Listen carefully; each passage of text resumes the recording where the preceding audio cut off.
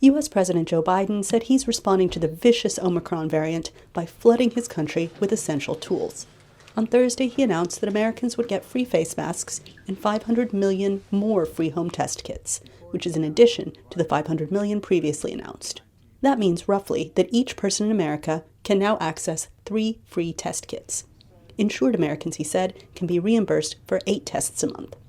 But Biden continued to urge Americans to embrace what doctors say is the most important tool against the virus. So the single most important thing to determine your outcome in this pandemic is getting vaccinated. If you're not vaccinated, join the nearly 210 million American people who are vaccinated. If you are vaccinated, join the nearly 80 million Americans who have gotten the booster shot with the strongest protection possible.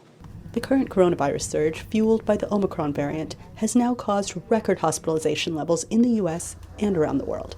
The new variant was first reported in South Africa, and one of that nation's top scientists told VOA earlier this month that if the U.S. really wants to end the pandemic, it needs to think well beyond its own borders.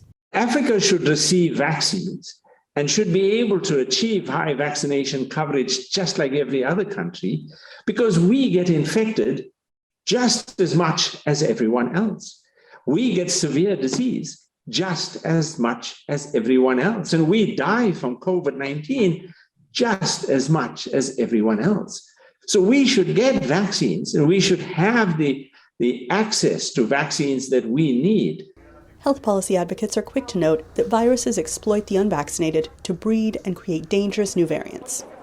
If it is managed in the United States and unmanaged with half the planet that has no vaccines, you're going to see more variants. And every time this virus replicates itself, we're rolling the dice that it could be more transmissible or more deadly. With more than 1 in 4 COVID tests now coming up positive in the U.S., the Biden administration now faces criticism for moving too slowly to meet this surge.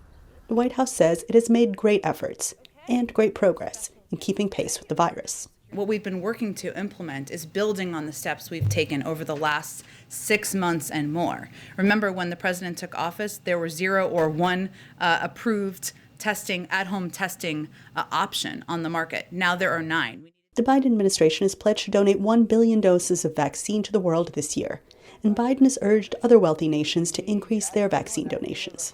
Because on one point, doctors agree the best way to answer that persistent question, when will this end, is when everyone, everywhere, gets protection. Anita Powell, VOA News, Washington.